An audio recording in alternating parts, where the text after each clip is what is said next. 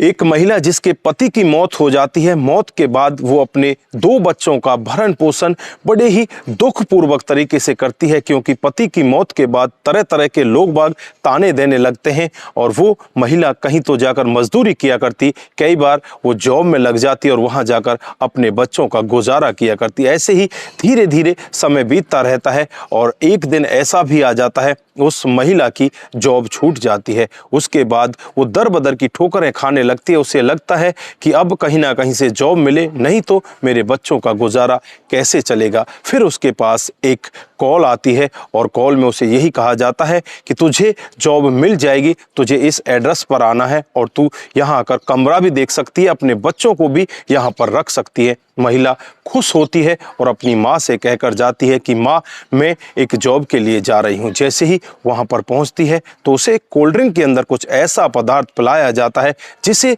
पीकर वो बेहोश हो जाती है और जब उसकी आंखें खुलती हैं तो अपने आप को एक बेड के ऊपर जंजीरों से बंधा हुआ पाती है। 6 लोग उस महिला के साथ लगातार 15 दिनों तक दरिंदगी करते हैं। जब वो 6 लोग ऊब जाते हैं तो उस महिला को वहां से भगा दिया जाता है। उससे यह कहकर भगाया जाता है कि अगर तूने इस सब को किसी को बताने की कोशिश की तो तुझे जान से मार दिया जाएगा, तेरे बच्चों को भी मार दिया जाएगा।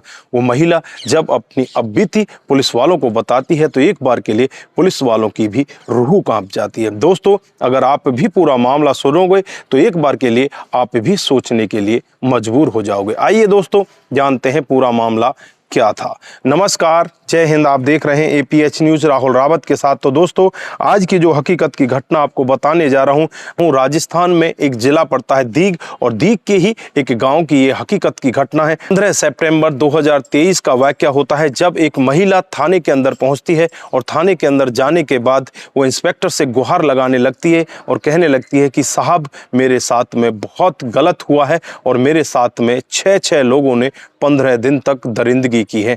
अब इंस्पेक्टर साहब जब उसकी पूरी बात सुनते हैं तो उससे कहने लगते हैं कि तुम्हारे घर वालों ने तुम्हारी रिपोर्ट तक नहीं लिखवाई, तुम 15 दिन तक घर से गायब थी, तुम्हारे साथ में ऐसा कैसे हुआ? क्या तुमने पुलिस को या किसी और ने पुलिस को बताने की कोशिश नहीं की? फिर वो महिला अपनी अपबीती बताती है तो अपबीती को सुनकर इंस्पेक्टर की आंखों में भी एक बार के लिए आंसू आ जाता है। महिला बताती है कि साहब, मैं दीग जिले के गोलपाड़ा क्षेत्र की रहने वाली हूँ और आज से 14 साल पहले मेरी शादी हो जाती है और शादी के जैसे ही 2-3 साल बीतते हैं मेरे पति की मौत हो जाती है। यानी 2013 में, आज से 10 साल पहले मेरे पति की मौत हो जाती है। मैं अपनी ससुराल में ही रहकर अपने बच्चों का गुजारा किया करती हूँ। मेरे पास 2 बच्चे होते हैं, उनको धीरे धीरे ऐसे ही खाना पीना खिलाकर कभी किसी की मजदूरी कर लेती हूँ, कभी किसी के आलूओं को खोद कर आ जाती हूँ, कभी किसी के खेत में जाकर काम कर लेती हूँ। इसी तरह से मैं अपने बच्चों का गुजारा करती हूँ। लगभग 5 साल का समय इसी तरह से बीत जाता है।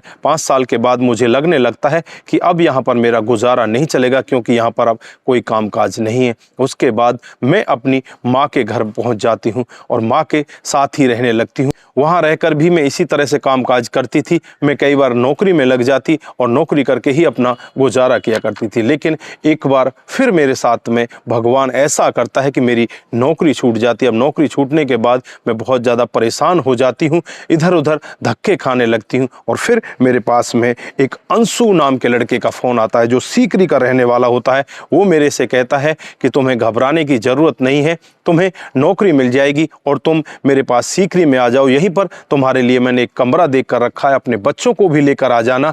पहले तुम यहाँ खुद इंटरव्यू देने के लिए आ जाओ, उसके बाद अपने बच्चों को भी ले आना। मैं बहुत ज़्यादा खुश होती हूँ और अपनी माँ से कह कर जाती हूँ कि माँ, मुझे नौकरी शायद मिल जाए, मैं उसके लिए इंटरव्यू देने के लिए जा रही हूँ, वहीं पर कमरा देखने के लिए जा रही हूँ, मैं जल्द ही वापस लौट जाऊँगी। 1 सितंबर का वक्त होता है जब मैं सीकरी में पहुँच जाती हूँ तो वहाँ मेरी मुलाकात अंशु से होती है। अंशु मुझे उसी घर के अंदर लेकर जाता है जिसमें मुझे किराए पर देना होता है। वहीं पर वो कहता है कि आप बैठो थोड़ी देर के लिए, मैं उन लोगों को बुलाना चाहता हूं जो तेरा इंटरव्यू लेंगे। वो तेरा इंटरव्यू यहीं पर लेंगे और यहीं तेरा सिलेक्शन करके तुझे जॉब दे देंगे। तू अगले दिन से ही जॉब पर आ जाना। मैं मन ही मन बहुत ज़्यादा खुश होने लगती हूँ। मुझे लगने लगता है कि शायद अब तेरे बुरे दिन ख़त्म होने वाले हैं, लेकिन मुझे नहीं पता था कि मेरे साथ में अब होने वाला क्या है। और 4 लोग और आ जाते हैं, जिसमें एक का नाम अख्तर होता है, दूसरे का नाम जमशेद होता है, तीसरे का नाम जैकम होता है और चौथे का नाम गुलपा होता है, एक और इनका साथी होता है।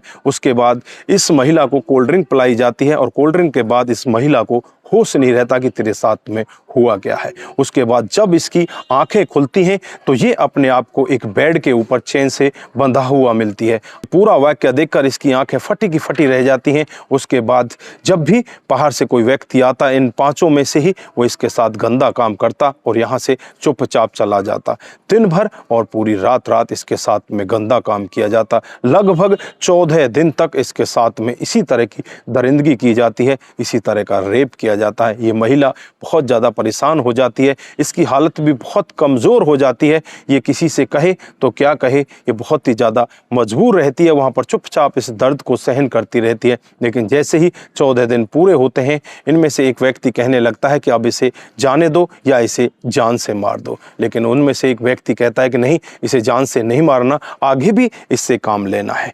लेकिन मेरे से वो सारे के सारे लोग मिलकर एक ही बात कहते हैं कि अगर तू पुलिस के पास चली गई तो तेरे बच्चों को भी नहीं बख्शा जाएगा, तेरे बच्चों को भी जान से मार दिया जाएगा। मुझे वहाँ से डरा धमकाकर भगाया जाता है। मेरे साथ में बहुत बड़ी नाइंसाफ़ी हुई है, मुझे इंसाफ चाहिए साहब, मुझे इंसाफ दे दीजिए। जब पुलिस वाले ये पूरा मामला सुन रहे होते हैं तो एक बार के लिए इंस्पेक्टर की आंखों में भी आंसू आ जाते हैं। जैसे ही पुलिस ये पूरा मामला सुनती है, पूरे मामले को सुनने के बाद पुलिस एकदम से एक्शन मोड में आती है और एक टीम गठित करती है। टीम गठित करके इन सभी लोगों के खिलाफ मामला दर्ज कर लिया जाता है। पुलिस दबिश देकर वहां से अंशु, अख्तर, जमशेद, जैकम और गुल्फा को गिरफ्तार कर लेती है। गिरफ्तार करके इन सभी के खिलाफ तमाम धाराएं लगा दी जाती हैं। तमाम धाराएं लगाकर इन्हें जेल के अंदर बंद कर दिया जाता है। दोस्तों, जब ये मामला आसपास के इलाके में पहुंचता है तो हर कोई व्यक्ति इस मामले को सुनकर दंग रह जाता है। कुछ लोग तो यहाँ तक कहने लगते हैं कि इस महिला की शायद कुछ कमी होगी, पहले इस महिला का कोई चक्कर होगा जिस वजह से उन लोगों ने इसको फंसाया। लेकिन लोगों का अलग अलग तरीका का मापदंड होता है। यहाँ पर 6 लोगों ने इस महिला के साथ में दरिंदगी की है, जिसमें से 5 लोगों के नाम तो उजागर हो चुके हैं, लेकिन एक का नाम अभी भी उजागर नहीं हो पाया है। जल्द ही पुलिस दावा करती है कि उसका नाम भी उजागर कर दिया जाएगा। दोस्तों, इस घटनाक्रम पर आप क्या बोलना चाहते हैं? ऐसे दरिंदों को किस तरह की सजा में देखना चाहते हैं? आपकी जो भी राय है एक बार कमेंट बॉक्स में जरूर दीजिएगा। दोस्तों, इस घटनाक्रम को सुनाने का उद्देश्य सिर्फ आपको जागरूक करना है, आपको बताना है कि हमारे समाज में इस तरह की घटनाएं भी हो रही हैं। दोस्तों, आज के लिए बस इतना ही। फिर मिलते हैं किसी नए मूड के साथ। तब तक के लिए आप अपना ख्याल रखें, अपने परिवार का ख्याल रखें, सतर्क रहें, सावधान रहें और ऐसे क्राइम को अपने आसपास ना होने दें। नमस्कार, जय हिंद,